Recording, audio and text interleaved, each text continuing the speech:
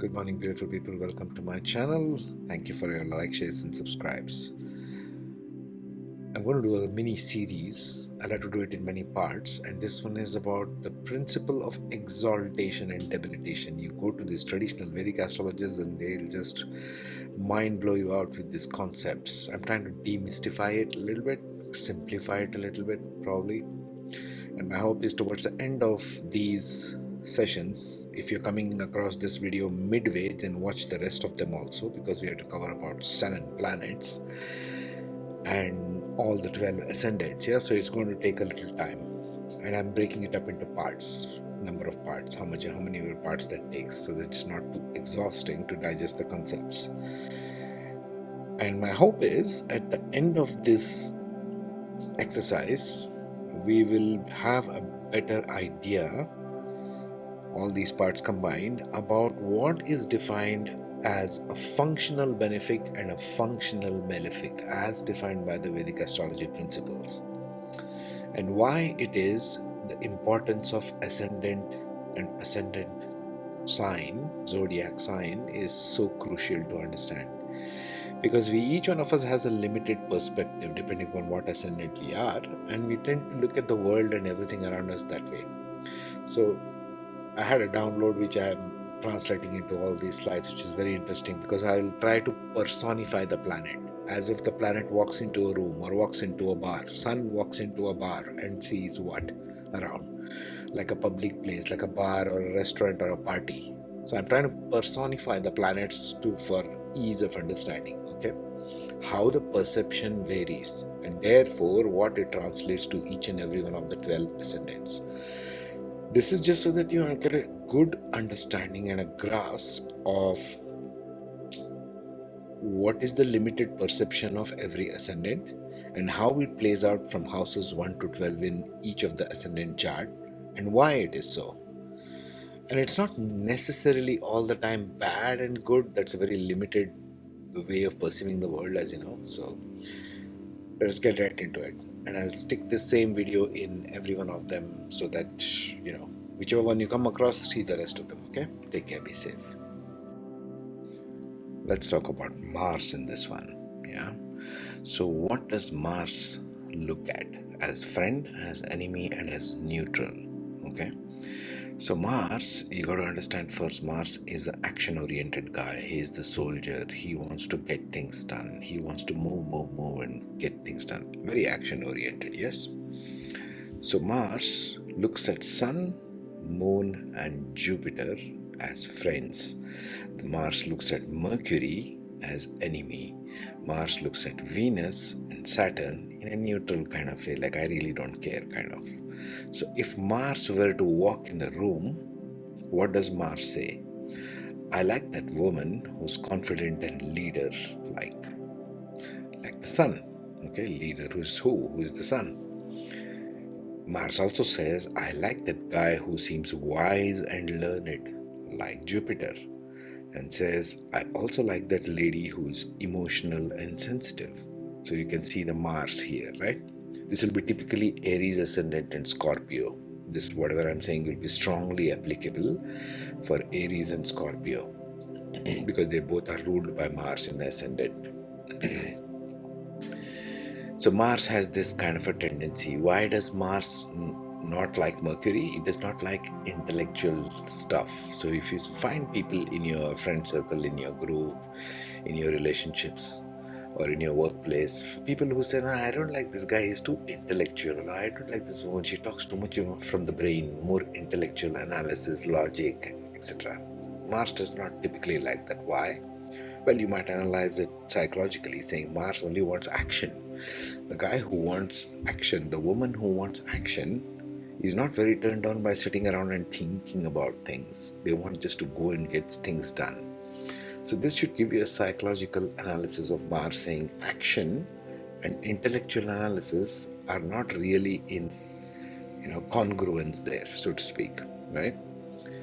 Mars also says, I do not mind that chap who talks about work or is a workaholic or a very serious kind of guy, Saturn-like, or the lady who rambles about culture or her favorite artist, Venus-like. So Mars does not really care about artistic stuff or about work related stuff. It is neutral towards it. It is not liking or disliking that. It is neutral. That is the neutrality. Although, if you observe that table, Saturn does not like Mars. See, Mars does not care about Saturn. Saturn does not like Mars. We'll see that in the Saturn videos. It's different. So each planet, you got to understand, it's like putting on a colored lens. It's like putting on glasses with color in it. Mars puts on a red colored glasses and looks at the whole world. So who will this affect? Now let us see two faces of Mars, because Mars rules two ascendants. It rules Aries and it rules Scorpio, which we shall see now one by one. First, we look at the Aries Ascendant, the first sign ruled by Mars. So Mars is the ruler of the first house. You got to remember this as a principle. Whatever rules the first house, the lord of the first house is very important. Why? Because in every person, the lord of the first house, wherever it is placed, okay, the person is looking for that area of life prominently. Also, it is looking for the other sign in which it is placed, in this case Scorpio, because Mars rules two signs, Aries and Scorpio. So the Aries person, in his chart, his or her chart, will look at where the Mars is physically placed, and it will also look at the sign of Scorpio. Okay, just remember this kind of a principle.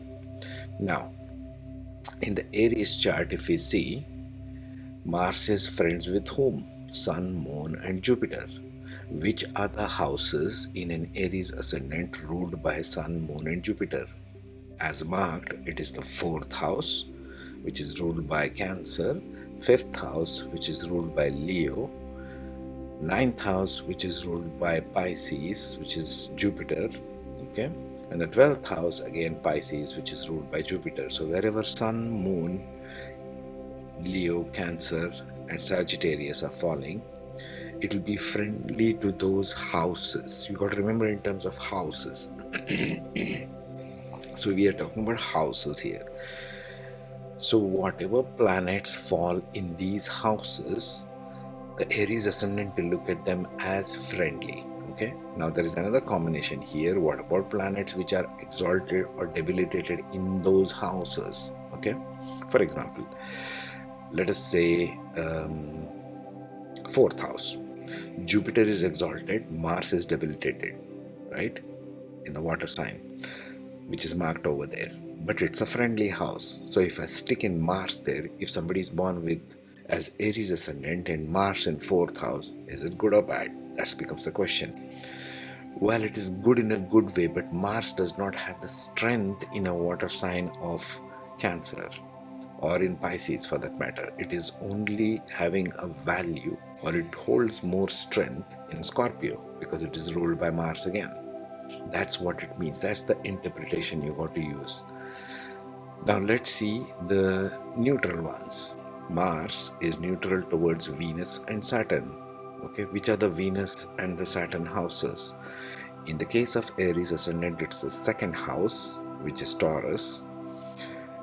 It's the which other one is there? It is the seventh house, which is Libra. It is the 10th house ruled by Capricorn, 11th house ruled by Aquarius. So both are Saturnian houses. So it is neutral towards these. Yeah. My coffee is still to kick in. It's early morning here. So because of this arrangement, whatever planets fall in second house, 7th house, 10th house, and 11th house for an Aries ascendant becomes a kind of neutral playing around. They don't really care much about it. But if good planets are placed there, for example, if Venus is placed in the second house or in the 7th house for an Aries ascendant, it is good by itself. You see, it is exalted in the sign of Taurus and of Libra. Same way, if Saturn is placed in the 10th house or in the 11th house for an Aries ascendant, it becomes good for them. So the planet, if it's deposited in its own sign, always is exalted by default, and therefore it does well for an Aries ascendant. But it has to be a neutral house. If it's a higher planet, let's say Mercury is bad and for Mars, right? Mars does not care about intellect. So Mars, if it sees the houses, the third house and sixth house for an Aries ascendant, those are the enemy houses as I have marked. So what happens if I stick in Mercury in third or sixth, which is good? Mercury in third and sixth is very good. But now it's an enemy sign. Functional malefic. This is functional malefic. Functionally speaking, the Aries is seeing the entire chart with the lens of Mars.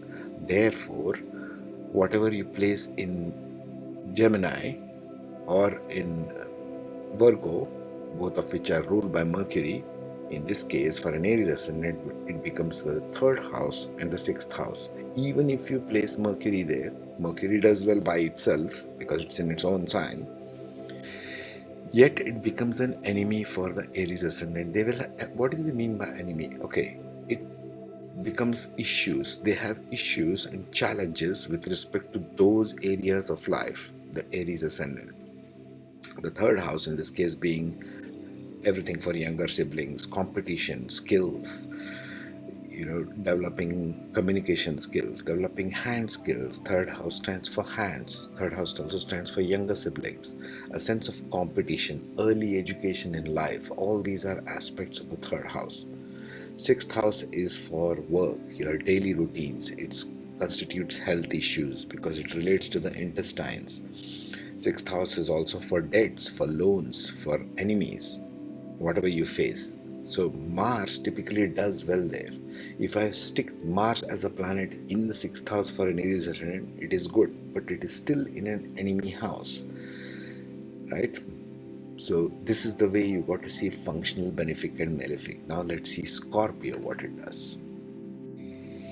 Now there's the chart of a blank Scorpio ascendant.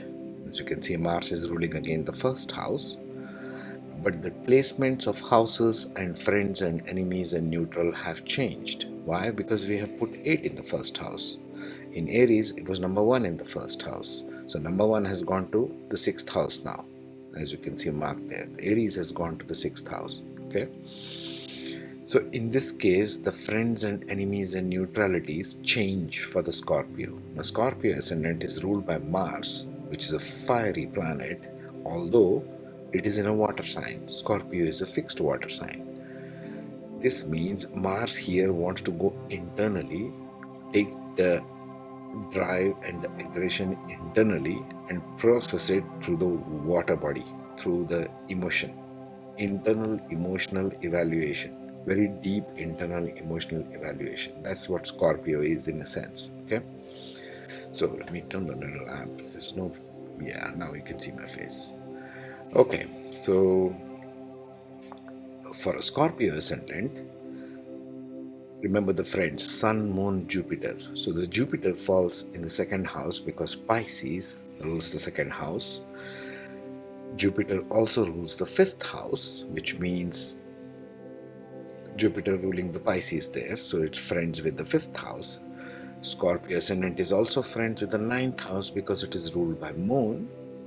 Mars is friendly with the Moon, and it is also ruling the 10th house because Sun rules the 10th house for a Scorpio ascendant. So those are the friendly houses. The neutral houses are the ones which belong to Venus, which is Capricorn, Aquarius, Taurus, Libra. And as we move towards the enemy houses, now how does the enemy houses shift? The houses of Mercury, which is what? Which is Gemini and Virgo. So number 3 has now shifted to the 8th house. As you can see there, it's marked enemy in the 8th house, and also to the 11th house.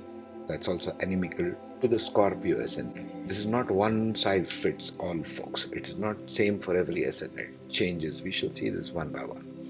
And this has everything to do with planet being friendly, or looking at one planet as being friendly and the other planet as being inimical. It's just a filter, it's just a lens.